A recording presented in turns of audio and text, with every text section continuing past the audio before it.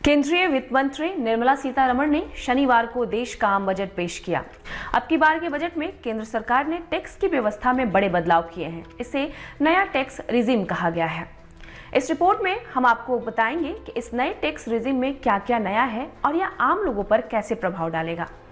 इस बार बजट में income tax को लेकर बड़ी राहत दी गई है। न्यू टैक्स रिजीम के तहत अब 12 लाख रुपए तक की कमाई पर कोई टैक्स नहीं देना होगा। नौकरी पेशा लोगों के लिए 75,000 के स्टैंडर्ड डिडक्शन के साथ यह छूट 12.75 लाख रुपए हो जाएगी। न्यू टैक्स रिजीम के स्लैब में भी बदलाव किया गया है। पुरानी टैक्स रिजीम में कोई बदलाव नहीं हुआ है।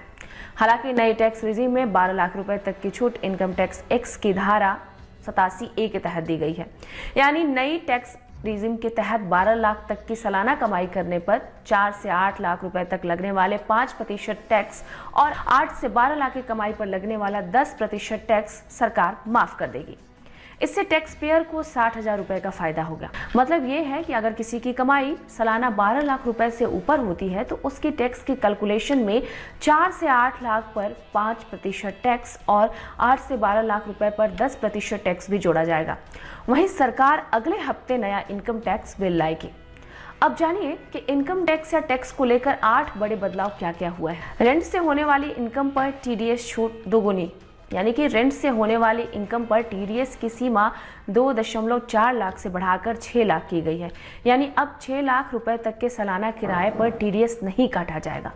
वरिष्ठ नागरिकों को ब्याज की आय पर दोगुनी छूट, यानी कि वरिष्ठ नागरिकों को बैंक और पोस्ट ऑफिस के ब्याज से होने वाली कमाई पर मिलने वाले टैक्स छूट को 50,000 से बढ़ाकर 1 लाख रुपए किया गया है। यानी कि अब ब्याज की इनकम पर वरिष्ठ नागरिकों को 1 लाख रुपए तक की राहत मिलेगी।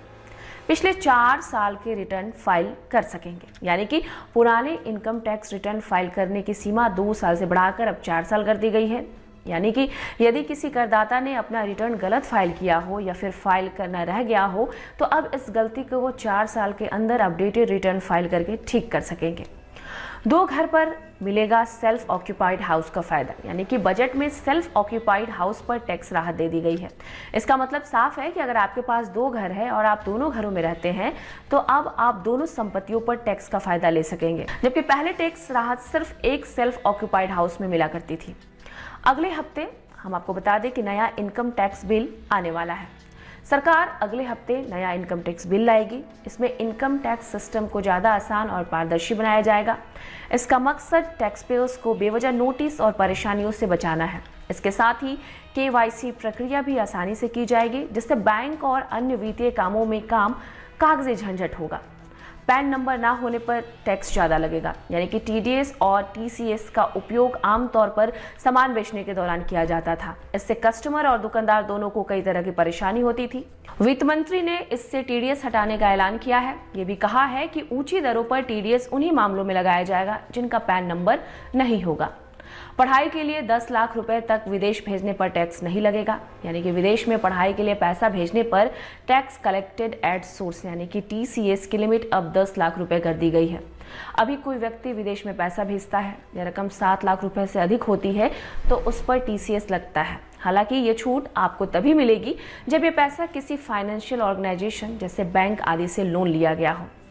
NSS से पैसा निकालने पर भी छूट मिलने वाला है, यानी कि कई सीनियर सिटीजन्स के पास बहुत पुराने नेशनल सेविंग्स स्कीम यानी कि NSS के खाते हैं जिन पर कोई ब्याज नहीं दिया जा रहा है। तो इसको लेकर वित्त मंत्री ने ऐलान किया है कि जो लोग 29 अगस्त 2024 या उसके बाद NSS से पैसा निकालेंगे उन्हें निकासी पर कोई टैक्स नहीं देना होगा। यही नियम NPS यानी कि नेशनल पेंशन स्कीम वात्सल्य खातों पर भी लागू होगा, लेकिन इसकी छूट एक लिमिट तक होगी। तो ये थी बजट से जुड़ी एक बहुत बड़ी अपडेट जो हम PPM टाइम्स के माध्यम से आप तक कर रहे थे साझा।